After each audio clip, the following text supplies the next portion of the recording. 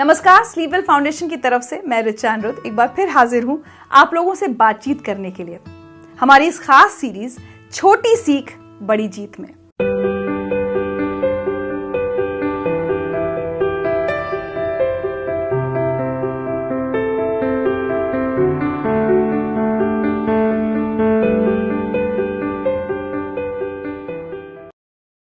आज बात होगी लीडरशिप और टीम वर्क की। आपको याद होगा पिछली बार बात की थी हमने गोल सेटिंग की, जिंदगी में लक्ष्य निर्धारित करने की। तो अब सोचिए कि अगर हमने अपनी जिंदगी में कोई लक्ष्य तय कर लिया है, कोई गोल सेट कर लिया है, तो उस तक क्या हम अकेले पहुंचते हैं? नहीं, हमें एक टीम की जरूरत होती है, जो टीम उस लक्ष्य की तरफ साथ में आगे बढ़ती है। और हर टीम को एक लीडर की जरूरत होती है। तो आज हम लीडरशिप और टीम वर्क पर बात करेंगे। लीडर कौन होता है? लीडर सिर्फ उन्हीं को नहीं कहते जिन्हें हम राजनीति में देखते हैं या यूनियन लीडर। लीडर कहीं पर भी हो सकता है। कोई भी ऐसा व्यक्ति जो एक टीम का नेतृत्व करने की क्षमता रखता हो, उसे लीडर कहते हैं या वो अच्छा लीडर होता है। और लीडरशिप जो होती है ना, वो कोई पोजीशन नहीं होती, कोई पद। आप पद से लीडर नहीं बनते कि सिर्फ आप ऊंचे पद पर हैं या एक परिवार में आप बुजुर्ग हैं तो आप लीडर हैं। आप लीडर बनते हैं अपने एक्शन से, अपने काम से। कई बार हम देखते हैं कि किसी टीम में कई बार एक जूनियर व्यक्ति भी एक नेतृत्व करने की क्षमता दिखाता है, या परिवार में कई बार एक कम उम्र का या कोई युवा व्यक्ति ऐसे फैसले लेने की क्षमता दिखाता है जिनके बारे में बड़े सोच भी नहीं पाते। तो ऐसे लोग कहलाते हैं अच्छे लीडर्स। तो एक अच्छा लीडर कौन होता है? सबसे पहली बात, वो जिसका एक विजन हो, एक दृष्टि हो। हमने पिछली बार लक्ष्य की बात की थी ना, और लक्ष्य पर नजर टिकाए रखने की बात की थी। तो ऐसा व्यक्ति जिसकी नजर उस लक्ष्य पर टिकी हो। साथ ही वो व्यक्ति इस काबिल हो कि बाकी लोगों को इकट्ठा करके, उनको प्रेरित करके उस लक्ष्य की तरफ आगे बढ़ा सके। साथ ही वो व्यक्ति जिसे अपने आसपास के माहौल की पूरी समझ हो। अगर आप परिवार के किसी फैसले की बात करें तो एक ऐसा व्यक्ति जिसे समाज में क्या हो रहा है उसकी जानकारी हो। अगर काम की बात करें तो मार्केट में क्या चल रहा है, प्रतियोगी क्या कर रहे हैं, कंपटीशन किस तरह का है, इन सभी बातों का ख्याल एक लीडर को रखना चाहिए।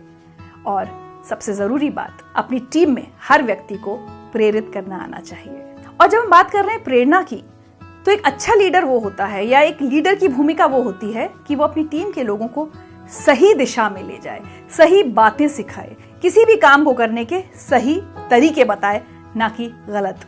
और जब हम काम करते हैं तो जाहिर सी बात है बहुत सारी समस्याएं आती हैं। उन समस्याओं को सुलझा पाने वाला व्यक्ति ही अच्छा लीडर होता है। और समस्याओं को सुलझाने के लिए सबसे अहम बात होती है वो आत्मविश्वास जिससे आप फैसला लेते हैं। कई बार अपने आसपास के लोगों को देखते हैं, वो फैसला नहीं लेना चाहते, क्योंकि फैसला लेने वाले को हार या जीत की जिम्मेदारी भी लेनी पड़ती है। तो अच्छा लीडर वो होता है जो फैसला लेने की क्षमता रखता हो, और उसके बाद अगर कुछ गलत होता है तो उसकी जिम्मेदारी भी वो ले सकता हो। एक अच्छा लीडर टीम में सिर्फ अपनी भूमिका तय नहीं करता, वो एक लक्ष्य प्राप्ति के लिए टीम के हर सदस्य की भूमिका भी तय करता है, और साथ ही पूरे ऑर्गेनाइजेशन की भूमिका भी तय करता है। तो अगर हम एक चार्ट के जरिए से इस पूरी बात को समझने की कोशिश करें तो समझिए कि सबसे ऊपर के गोले में पर्पस है, जो लक्ष्य है, जो गोल है। एक तरफ पर्सन जो लीडर है, और दूसरी तरफ एक गोले में पीपल। वो व्यक्ति जो है, जो लीडर है, उसको पता है कि हमें किस लक्ष्य की प्राप्ति के लिए आगे बढ़ना है, और वो उस लक्ष्य की प्राप्ति के लिए जो लोग हैं, जो टीम के लोग हैं, उनको इंस्पायर करता है, उनको प्रेरित करता है, उनको साथ लेकर चलता है, ताकि सब मिलकर उस लक्ष्य प्राप्ति की तरफ बढ़ सकें, अपने पर्पस को पूरा कर सकें, अपने गोल को हासिल कर सकें। चलिए अब बात करते हैं लीडरशिप स्टाइल्स की। जिंदगी में कोई भी काम करने के अलग अलग तरीके होते हैं। अगर आप अपने बच्चे को भी पाल रहे हैं तो कई बार आप सख्त बनते हैं, कभी थोड़ी छूट देते हैं, कभी लाड़ प्यार करते हैं। इसी तरह से लीडरशिप की भी स्टाइल्स होती हैं। तो एक लीडरशिप स्टाइल तो वो होती है जिसे हम कहते हैं टेलिंग, यानी बताना। तो समझ में आ रहा है कि जिसमें एक लीडर अपनी टीम को सब कुछ बता दे, क्या काम करना है, कहाँ करना है, कैसे करना है और कब तक करना है, ये सारे निर्देश वो साफ साफ दे दे, उसको कहते हैं टेलिंग लीडरशिप स्टाइल। एक स्टाइल होती है सेलिंग, कि कई बार जिस काम को आपको करवाना है अपनी टीम से, उसको इस तरह से आप प्रस्तुत करें कि टीम आपकी प्रेरित हो उस काम को करने के लिए। यानी कि आप अपनी टीम को बताएं कि ये काम किया जाना क्यों जरूरी है, बजाय इसके कि हम बताएं कि कैसे करना है और कब तक करना है। सिर्फ ये बता दिया जाए कि क्यों करना है, बाकी की चीजें टीम खुद समझ जाए। इसको कहते हैं सेलिंग लीडरशिप स्टाइल। इसी तरह से एक लीडरशिप स्टाइल होती है पार्टिसिपेटिव। ऐसे लीडर्स जो अपनी टीम के साथ मिलकर बात करते हैं, टीम से सलाह लेते हैं। जब कोई भी अगर समस्या आती है या कोई प्लानिंग करनी है तो सबसे पूछते हैं कि अच्छा बताओ तुम्हारी क्या राय है, तुम्हारी क्या राय है। इसको कहते हैं पार्टिसिपेटिव, यानी सबकी हिस्सेदारी होती है। एक लीडरशिप स्टाइल होती है डेलीगेटिंग, जहां लीडर ये फैसला करता है कि कौन क्या करेगा, कैसे करेगा, और वो सिर्फ अपनी टीम को बताता है कि किसको क्या करना है, यानी वो काम को डेलीगेट करता है।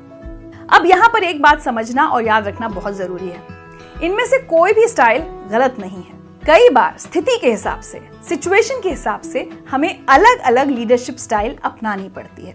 फर्ज कीजिए एक फायर ब्रिगेड का ऑफिस है, लेकिन स्थिति सामान्य है। ऐसे में जो अधिकारी होगा या जो लीडर होगा वो सबसे सलाह मशवरा करके कोई काम करेगा। लेकिन अगर कोई खबर आती है कि किसी जगह पर आग लग गई है, उस वक्त इतना समय नहीं है कि वो लीडर बैठकर सबसे सलाह मशवरा करे और पूछे कि बताओ क्या करना चाहिए। उस वक्त उसको तुरंत एक झटके में फैसला करना है, तो उसको डेलीगेटिंग स्टाइल अपनानी पड़ेगी और लोगों को बताना पड़ेगा कि फौरन निकलो, किसको कहाँ जाना है और किसको क्या करना है। उस वक्त सलाह मशवरा करने का कोई टाइम नहीं है। तो कोई भी लीडरशिप स्टाइल अपनाई जा सकती है ये देखकर कि हालात कैसे हैं और हमारे आसपास लोग कैसे हैं, हमारे टीम मेंबर्स कैसे हैं। एक और बात जो मैंने आपसे कहा था ना कि लीडर पद से या पोजीशन से नहीं होता, लीडर अपने काम से बनता है। फर्ज कीजिए एक मैनेजर है, हम समझेंगे कि ये मैनेजर ही लीडर है, लेकिन मैनेजर के काम क्या होते हैं? वो किसी भी काम की प्लानिंग कर सकता है, बजट बना सकता है, लोगों को जिम्मेदारियां दे सकता है और इस तरह की बहुत सारी चीजें। लेकिन मैनेजर की जगह जो लीडर होता है वो पूरी टीम को एक दिशा देता है, प्रेरणा देता है और सबको साथ लेकर चलता है। तो ये फर्क है एक मैनेजर में जो सिर्फ काम पूरे करता है और एक लीडर में जो काम करने के साथ साथ प्रेरित भी करता है। तो यहाँ पर एक बड़ी दिलचस्प बात आपको बताना चाहती हूँ, ये हमेशा आपको याद रहेगी। हमेशा याद रखें बॉस और लीडर के बीच में फर्क। बॉस कहता है जाओ ये काम करो और लीडर कहता है चलो मिलकर ये काम करते हैं। चलिए, तो हमने ये तो समझ लिया कि लीडर कौन होते हैं, लेकिन एक अच्छा लीडर कैसे बना जाए, कौन कौन सी खूबियां एक अच्छे लीडर में होना जरूरी है, उन पर बात करते हैं। एक अच्छे लीडर को सबसे पहले अपने विषय की जानकारी या नॉलेज अच्छी तरह से होना बहुत जरूरी है, तभी उसकी टीम उस पर भरोसा करेगी और उसके निर्देश लेने के लिए तैयार होगी। अगर टीम को लगेगा कि लीडर को ही नॉलेज नहीं है तो कोई उस लीडर की बात सुनना नहीं चाहेगा या मानना नहीं चाहेगा। इसके बाद उस जानकारी को अपने काम में कैसे लगाना है, इसकी क्षमता या काबिलियत होना भी एक लीडर में बहुत जरूरी है।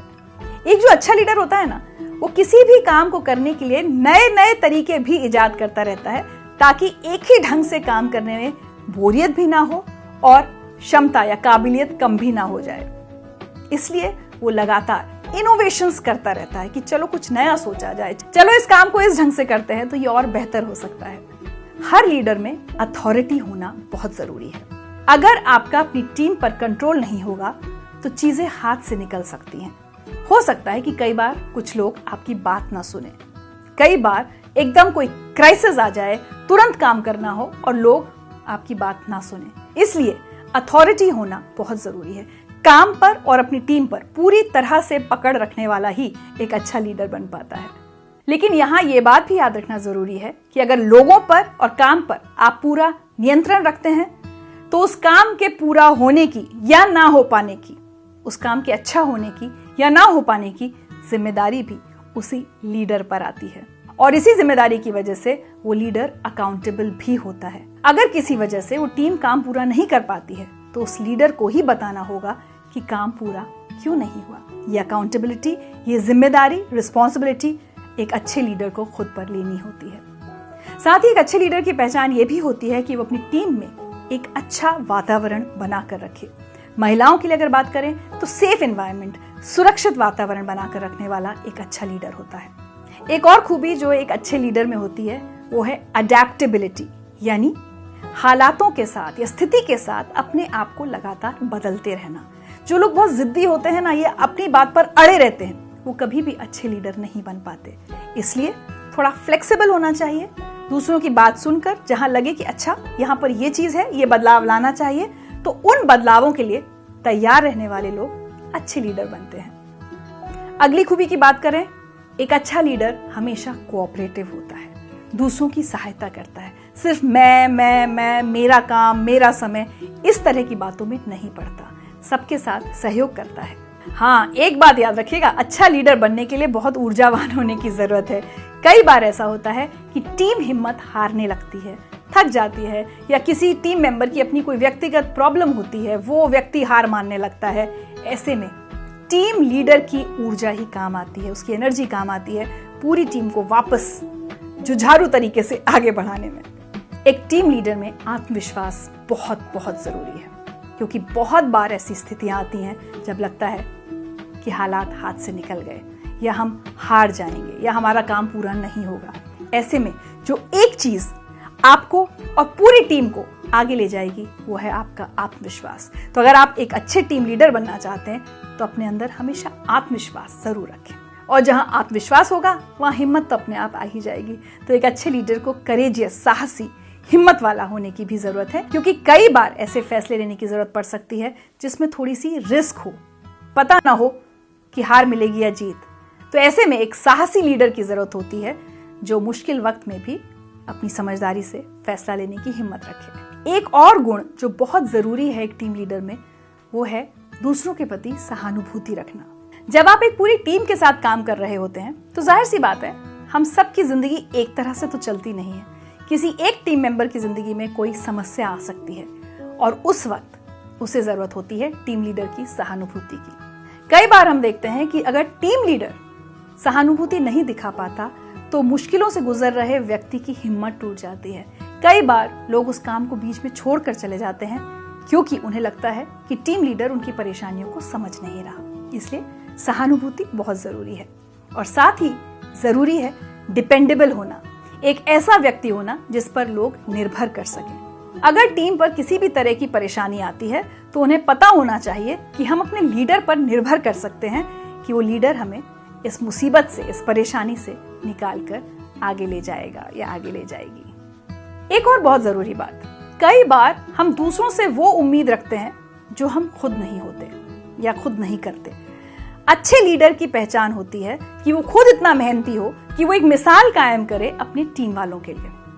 ऐसा नहीं कि लीडर खुद तो कुछ ना करे और सारी मेहनत की उम्मीद सिर्फ टीम से रखे। याद रखिए कि अगर आप मेहनती होंगे तो आपकी टीम आपको देखकर अपने आप मेहनत करने लगेगी। और मेहनती होने के साथ साथ एक अच्छे लीडर को ऑनेस्ट, यानी एक सच्चा इंसान होने की बहुत जरूरत है। और लीडर की सच्चाई ना कई जगह काम आती है। कभी कोई टीम मेंबर कोई अच्छा काम कर दे तो पूरी सच्चाई के साथ, पूरी ईमानदारी के साथ अगर आप उस टीम मेंबर की तारीफ करेंगे तो उसको हौसला मिलेगा आगे और अच्छा काम करने का। तो एक अच्छा लीडर बहुत ईमानदारी से टीम मेंबर्स की तारीफ जरूर करता है। एक और जरूरी पहचान एक अच्छे लीडर की होती है कि वो बहुत ही फेयर और इम्पार्शियल होता है, यानी निष्पक्ष।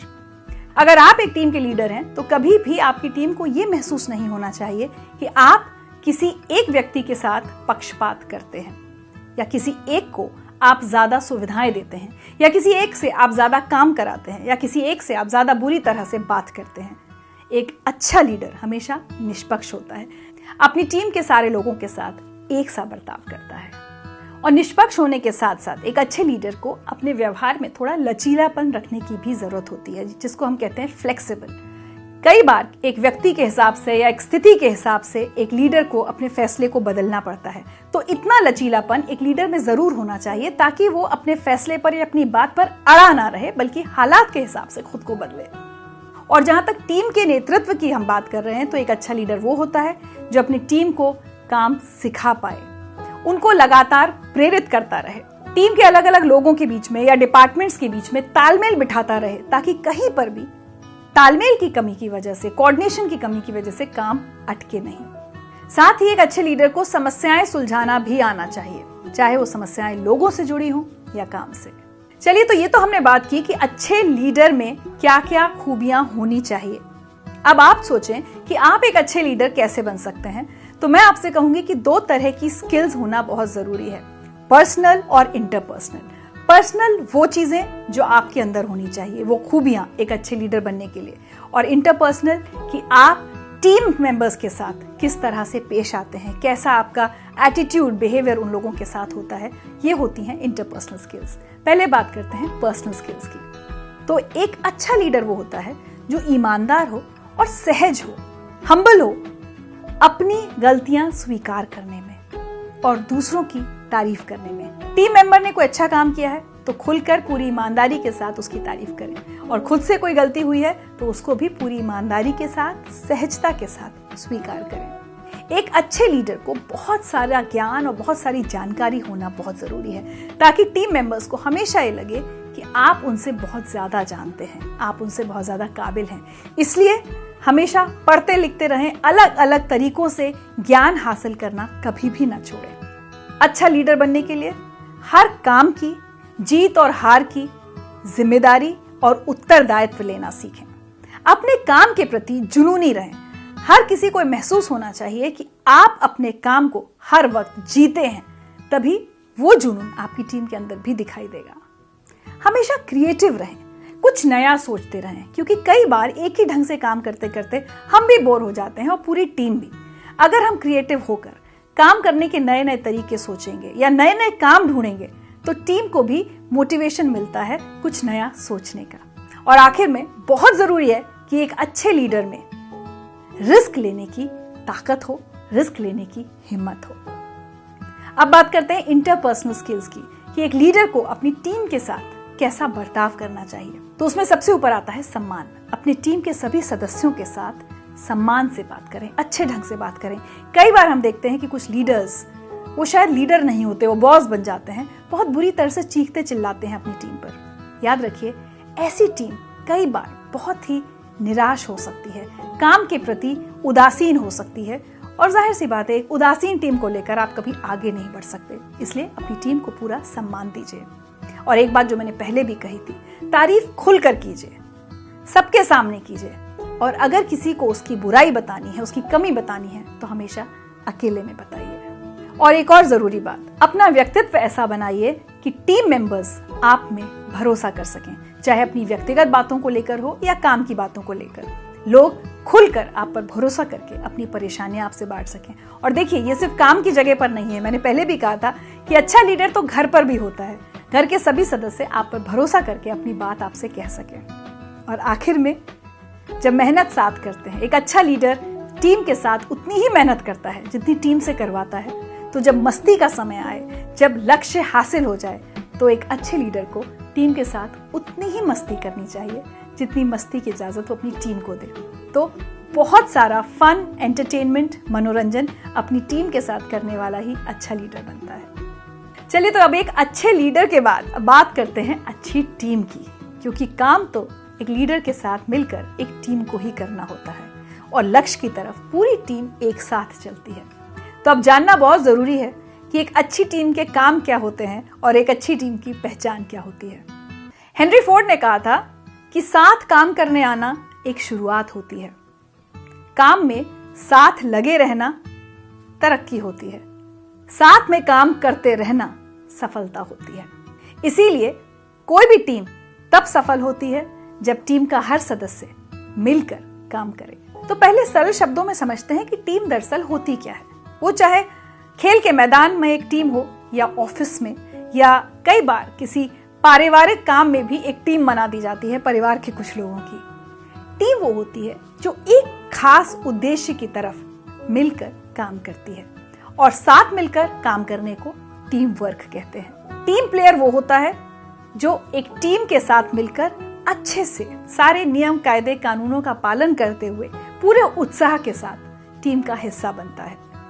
और टीम बिल्डिंग, जो कि सबसे बड़ी जिम्मेदारी होती है एक लीडर की, उसे कहते हैं कि जब आप एक टीम को तैयार करते हैं, सब लोगों को उनका उनका काम बताते हैं और पूरी टीम को एक कॉमन उद्देश्य की तरफ आगे बढ़ाते हैं, उसे कहते हैं टीम बिल्डिंग। हम में से कोई भी किसी भी काम को अकेले पूरा नहीं कर सकता, ये बात हम सब जानते हैं। इसीलिए एक अच्छे टीम वर्क की बहुत जरूरत होती है, जहां आपसी तालमेल अच्छा हो, एक दूसरे पर भरोसा हो और हम साथ मिलकर एक ही उद्देश्य की तरफ बढ़ पाएं।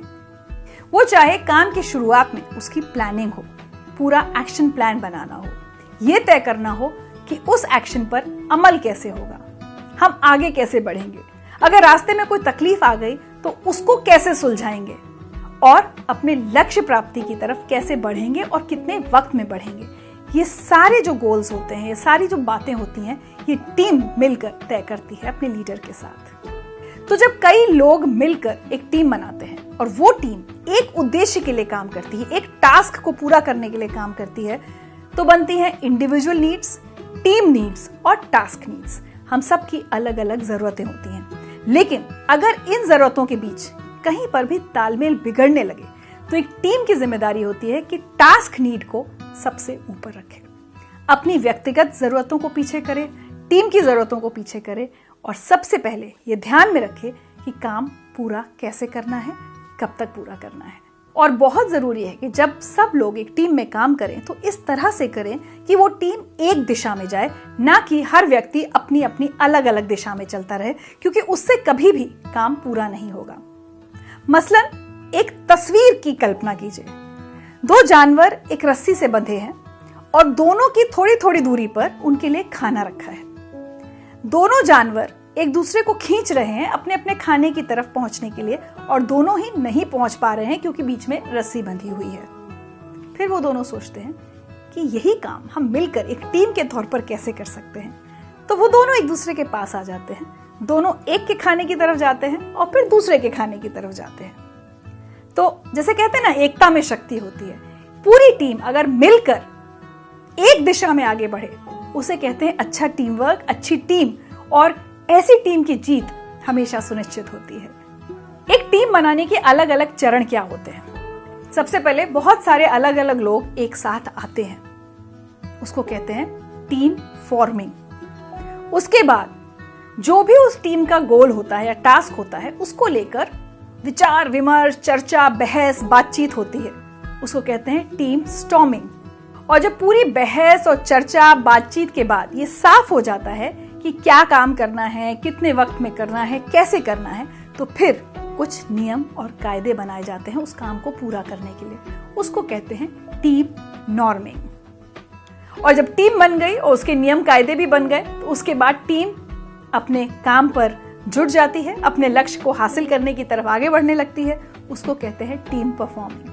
उसके बाद जब वो काम पूरा हो जाता है तो टीम एक बार फिर से बिखर जाती है, लोग अपनी अपनी दिशा में चलने लगते हैं, उसको कहते हैं टीम एडजर्निंग। और हालांकि टीम लीडर की क्या क्या खूबियां होनी चाहिए इस पर हम पहले बात कर चुके हैं, लेकिन टीम के संबंध में एक बार फिर से बता दूं कि एक अच्छा लीडर वो होता है जो हर टीम मेंबर के साथ ठीक से तालमेल बिठाए, पूरी टीम के साथ तालमेल बिठाए। अगर कहीं पर कोई समस्या आती है लोगों के बीच में या काम को लेकर, तो उन्हें सुलझाना उसको आता हो।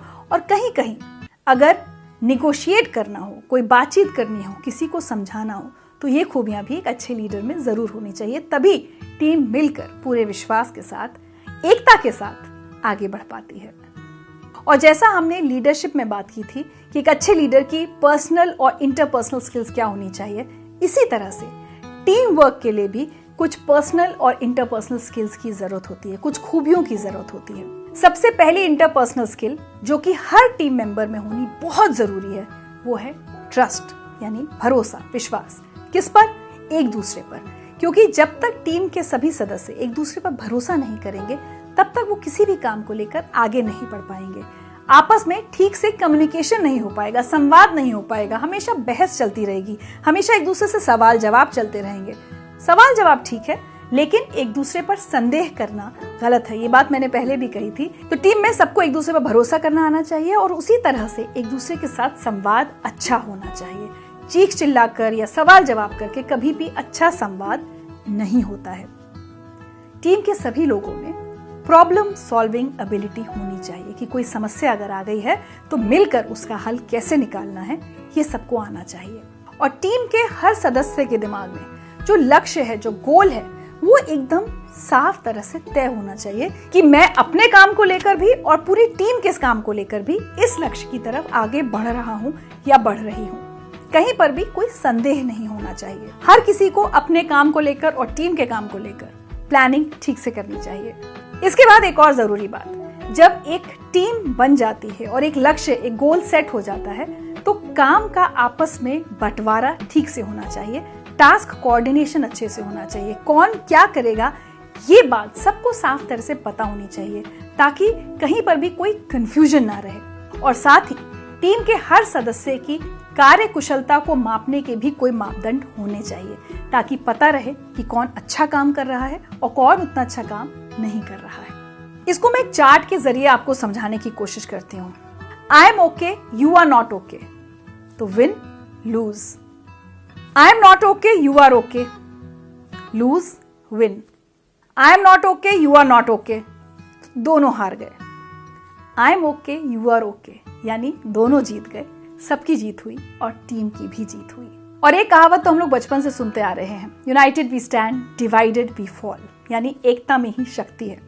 तो एक बात तो साफ है, जिस टीम में टीम वर्क अच्छा होता है उसमें एफिशिएंसी यानी कार्य कुशलता ज्यादा होती है, बेहतर होती है।